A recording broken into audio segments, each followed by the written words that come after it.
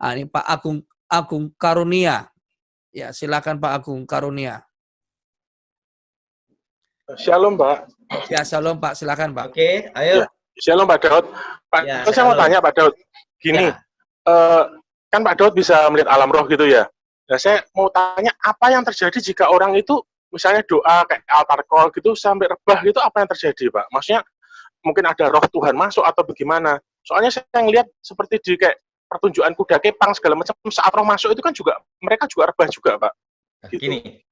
Soalnya ada gereja-gereja yang memang tidak percaya gitu, ngomongnya wah itu waktu di altar call itu nganu itu setan itu. Bahkan ada yang katanya mantan jenderalnya setan bertobat, dia ngomong ada salah satu anak buah saya juga sering masuk di gereja kayak gitu, dia angkat tangan baca mantranya satanik, terus memang seperti yang terjadi di karismatik, rebah-rebahan seperti itu gitu. Oke, tahu.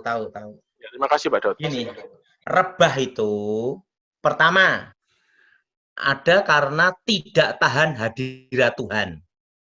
Kenapa tidak tahan hadirat Tuhan? Karena ada dosa. Nah, kedua, di jamah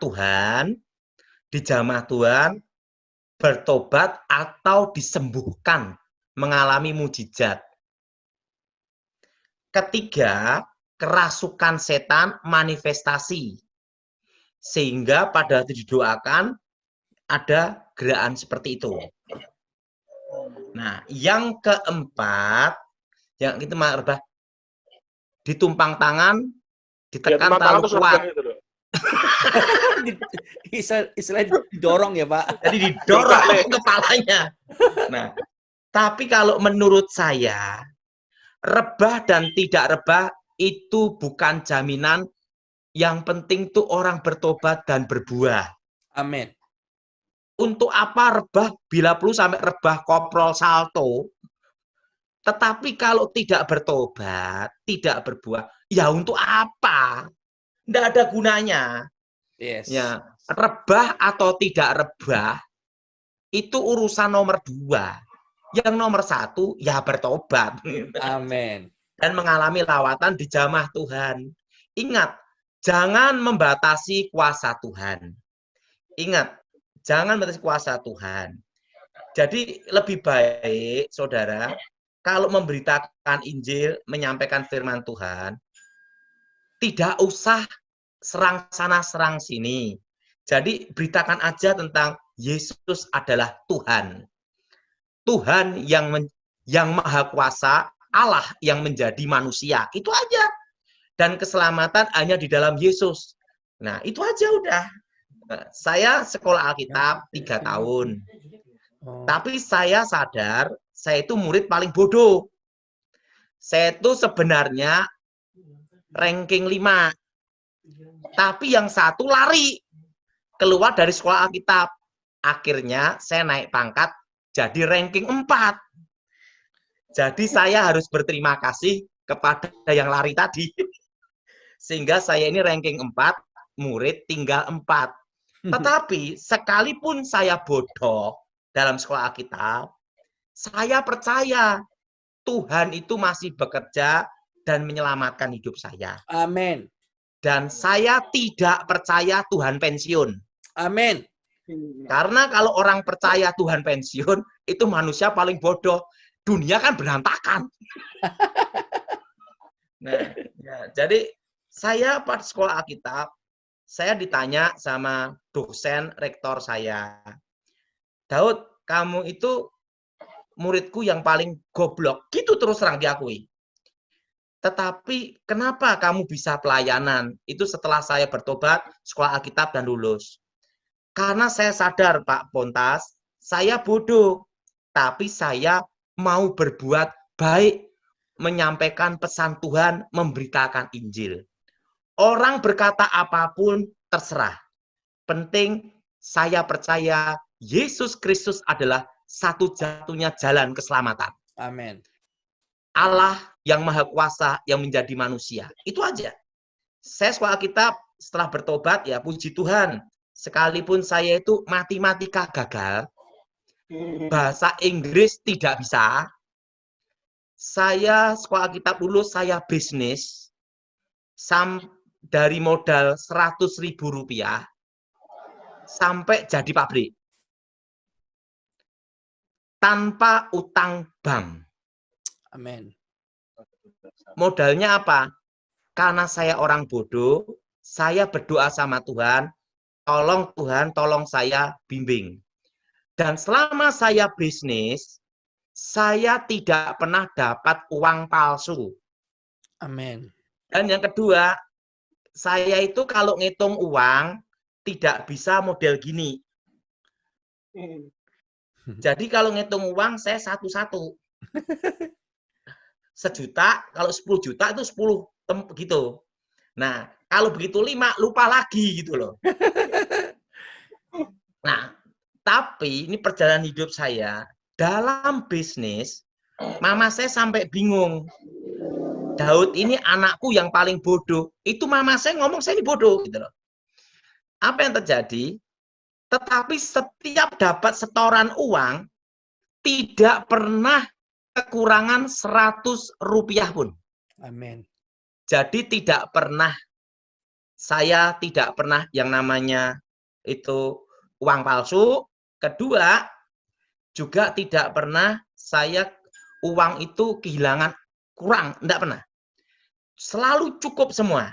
Nah, Amin. itu jadi memang benar. Yang penting itu kita disertai Tuhan. Amin. Dan hidup kita tergantung sama Tuhan. Itu aja udah.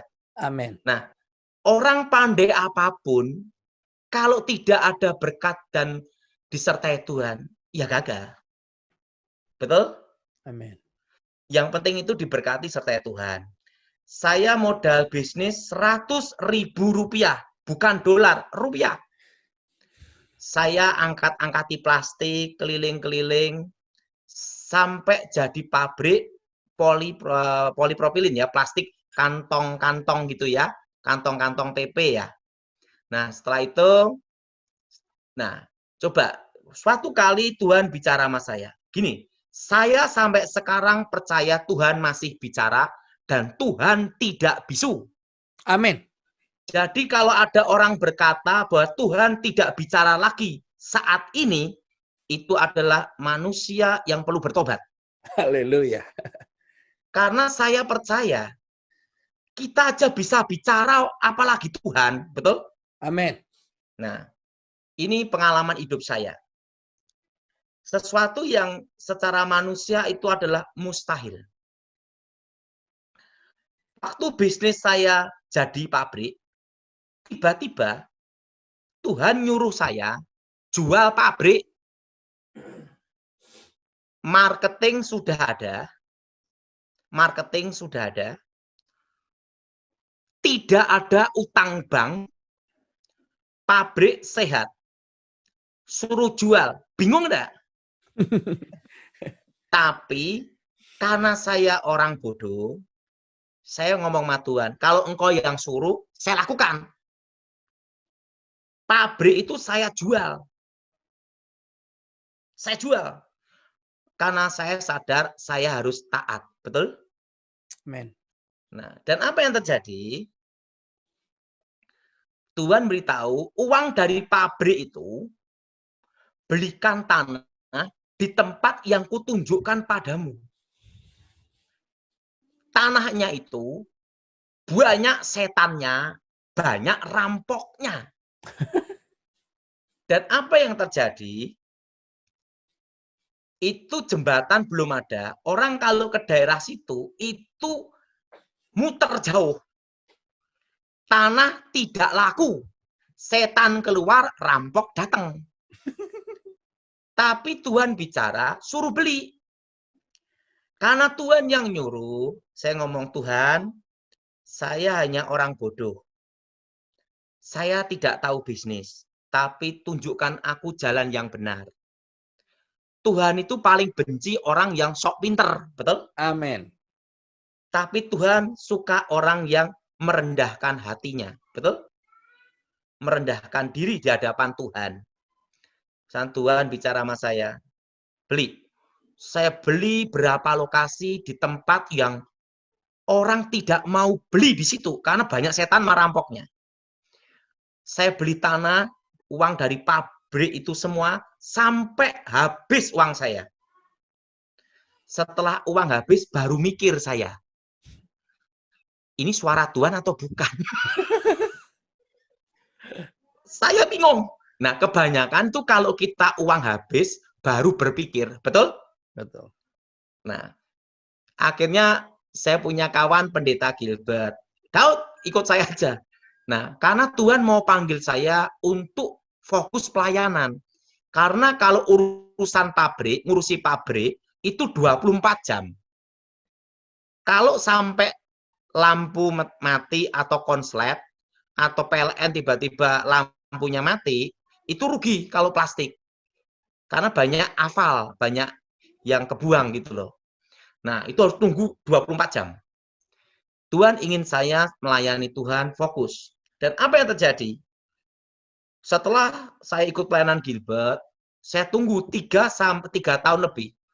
Tiba-tiba ada bulldozer, truk, traktor, tiba-tiba ada di tanah itu. Tanah yang Tuhan tunjukkan ke saya adalah dekat pintu tol kota Solo. Wow. Dan Tuhan nyuruh saya beli di pinggir jalan semua. Nah, tanah itu yang dari harga 200.000, 300.000, jadi 2,5 juta sampai 3 juta. Yang dulu hanya 1 juta lebih, jadi per meter 8 juta. Di situ saya ngelihat, Tuhan ingin kita taat aja. Amin.